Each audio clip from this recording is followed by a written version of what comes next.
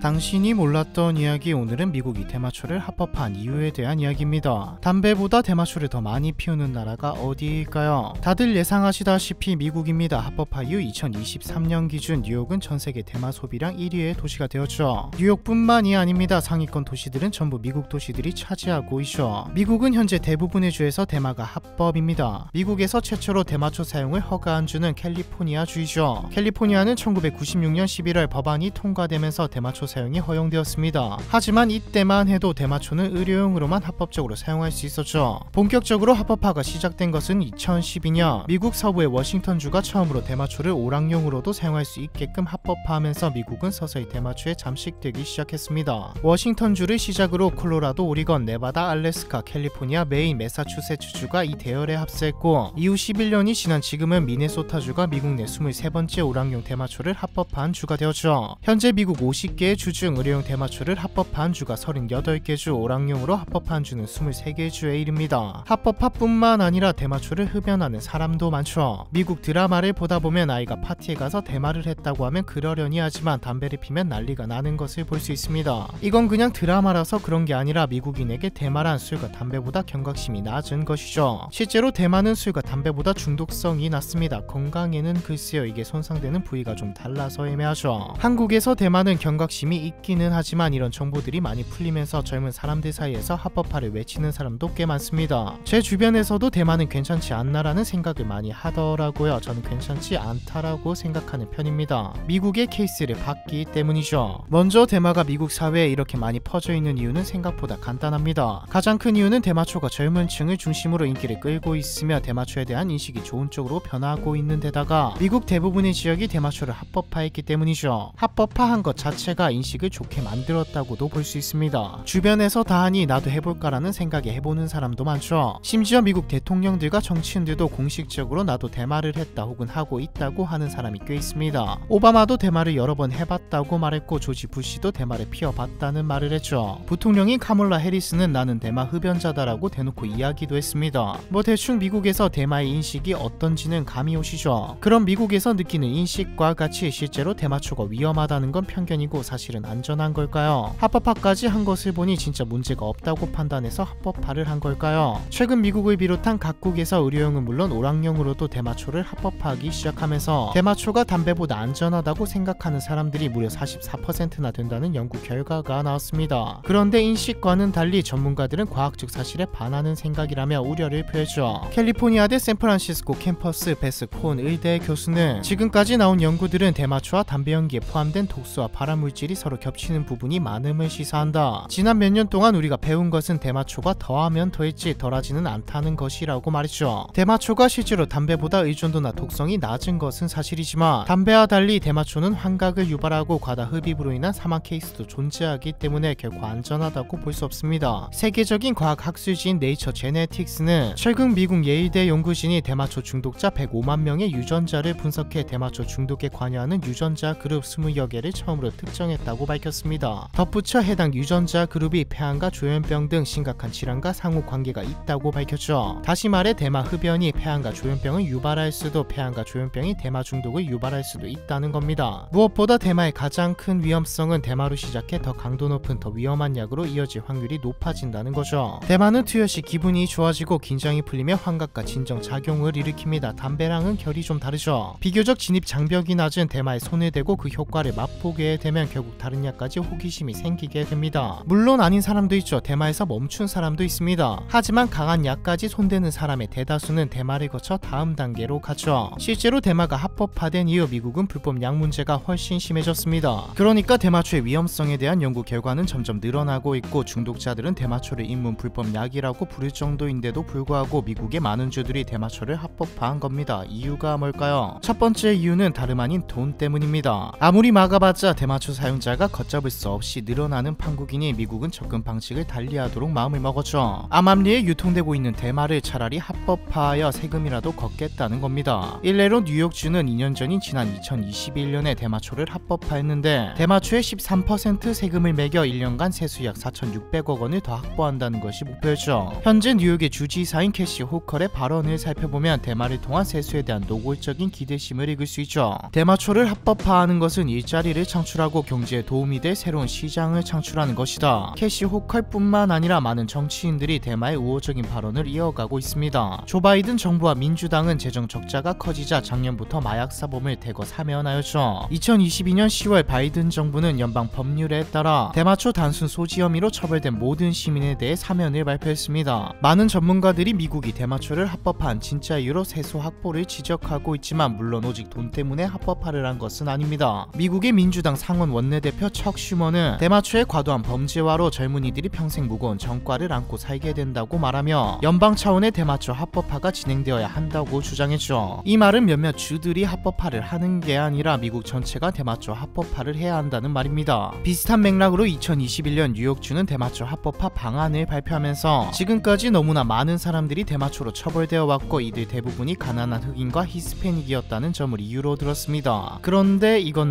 사실 대마는 합법화 이전부터 자주 사용되어 왔죠. 가난한 흑인과 히스패닉이었다. 이 말은 주 사용층 그리고 자신의 지지층들을 위해 일을 하고 있다라는 말입니다. 언론 플레이죠. 정리하자면 그간 대마초에 대한 단속 및 처벌이 너무 과도했고 특히 그 처벌이 유색인종에게 집중되는 경향이 있었으므로 대마초 합법화를 통해 비폭력 범죄자 양산을 막아 미국의 수감 인구도 줄이고 이들의 사회 재적응에까지 도움을 주겠다는 야심찬 계획이라는 말입니다. 그리고 대마초 합법화에는 대마로 불법 약물을 막겠다는 생각도 있었습니다. 이게 무슨 소리냐? 음지에서 퍼지던 대마초를 양지에서 관리하여 약물 중독을 방지하겠다는 것이죠. 합법적인 시장을 만들어서 대마초에 세금을 매기면 예전보다 비싸진 대마초를 덜 사용하게 되고 결국 약물 중독에서 멀어지게 될 것이다라는 것과 음지에서 대마를 구입하면 음지의 상인과 거래를 해야 하기에 상인이 판매하는 다른 불법약에도 손대기 쉬워지니 대마를 양지로 가져와 대마만 하는 사람들은 굳이 음지의 상인과 거래를 할 필요가 없도록 막겠다는 것이죠. 그렇다면 결과는 어땠을까요? 미국의 대마초 합법화는 현재로 봤을 때 여러모로 실패한 정책에 가깝습니다. 이론과 달리 현실은 냉혹했죠. 현재 뉴욕 시내엔 60여 곳의 합법 대마 판매소가 존재합니다. 뉴욕시가 내건 까다로운 조건들을 모두 충족시켜 합법 판권을 따낸 업체들인데 이들 판매소에 들어가면 마치 식재료를 고르듯 갖가지 형태의 대마초를 구매할 수 있죠. 하지만 이들은 비싸고 약합니다. 사람들은 싸고 강한 약을 원하죠. 현재 뉴욕에서는 불법 판매소가 판을 치고 있습니다. 불법 판매소는 합법 판매소의 20배가 넘는 1,400여 곳에 육박하죠. 장사도 불법 판매소가 더 잘 될 수밖에 없습니다. 가격도 더 싸고 마치 합법처럼 아예 간판을 걸고 장사하는 데다 접근하기도 훨씬 쉬우니까요. 앞에서 말한 가난한 흑인과 히스패닉은 비싼 대마를 찾지도 않고요. 합법 60개, 불법 1,400개, 이 숫자는 뭘 의미하는 걸까요? 미국이 대마초 관리에 실패했다는 것이죠. 합법 시장을 성공적으로 운영하려면 불법 시장 단속을 더욱 강화해야 하고 합법 대마초를 최대한 저렴하게 공급해야 하는데 더 저렴한 합법 대마초를 공급하는 건 현실적으로 불가능할 뿐더러 가능하다고 해도 세금을 매겨 대마초 남용을 막으려던 본래의 취지와는 동떨어지게 되죠. 불법 판매소의 가장 큰 문제는 대마뿐만이 아니라 헤로인과 필로폰 심지어 펜타닐까지 유통한다는 겁니다. 덕분에 사람들은 대마로 입문했다가 자연스레 너무나 손쉽게 더 강력한 마약으로 빠져들게 되었죠. 실제로 합법화 이후 미국은 꾸준히 불법약 범죄와 약으로 인한 사망률이 늘어나고 있습니다. 원래라면 대마를 접하지 않았을 사람들까지 빠지고 있는 상황이죠. 그렇다면 과거 대마초 단속 및 처벌 면에서 인종차별을 당했다던 유색인종들은 지금 어떻게 됐을까요? 차별이 줄어들어서 기대한 대로 과도한 단속과 처벌이 사라졌을까요? 글쎄요. 맨해튼 연구소 소속 찰스 페인 리머는 대마초가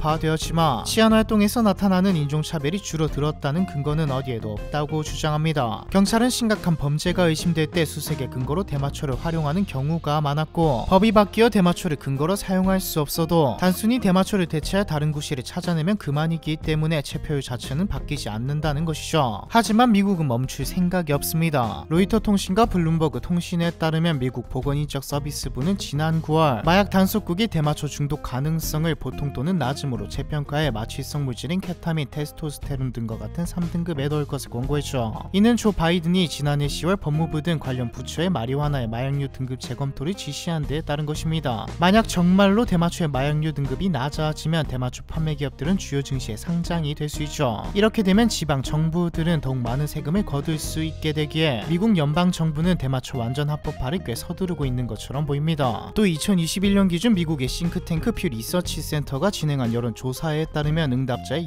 60%가 오락용과 의료용 대마초 모두 합법이어야 한다고 응답했죠. 이렇게 미국 내 대마초 합법화 찬성 여론이 점점 더 강해지고 있는 만큼 미국의 완전한 대마초 합법화는 거의 시간 문제로 보입니다. 돈이라도 걷겠다는 것이죠. 미국도 어느 정도 실패했다는 것을 알고 있습니다. 하지만 교통법, 세법도 아니고 한번 합법으로 풀어놓은 대마를 불법으로 다시 규정하기는 쉽지 않죠. 현실적으로 대마를 다시 불법화하는 것은 불가능합니다. 그런 방법은 한 가지죠. 미국이 원래 계획했던 대로 대마초를 완전히 합법화 반열 양지에 올려놓는 것입니다. 앞에서 말했듯이 제일 중요한 건 불법 대마를 완벽하게 단속하는 것이죠. 그런데 이게 실현이 가능할까 싶네요. 불법보다 싼 합법 대마는 불가능하고 한국이라면 모를까 땅도 넓고 자유를 중시하는 미국에서 강하게 통제하는 것은 쉽지 않죠. 비용적 측면을 고려했던 대마 합법화이기에 통제에 너무 많은 비용을 사용하는 건 어불성설이고요. 아니면 결국 미국의 판단이 옳을 수도 있습니다. 결국에는 음지에 대마가 사라지고 세금도 걷고 사람들도 대마로 인해 불법 딜러와 거래를 안 해도 되는 세상이 올 수도 있죠. 미국의 선례가 좋게 완성된다면 결국 우리도 합법화를 진행할 수도 있습니다. 전 세계에 대마 열풍이 불지도 모르죠.